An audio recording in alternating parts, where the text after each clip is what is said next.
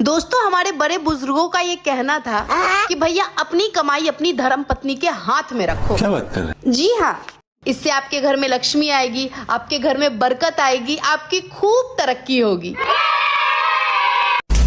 लेकिन वो जमाना अलग था। अच्छा। अब अगर आपने अपनी कमाई अपनी बीवी के हाथ में रखी तो भैया तरक्की तो बहुत दूर की बात है। अब आपके घर में सिर्फ और सिर्फ पार्सल्स आएंगे। कभी फ्लिपकार्ट के, कभी मिंत्रा के, कभी अमेज़न के और कभी मीशो के। इसलिए सावधान रहे और सतर्क रहे।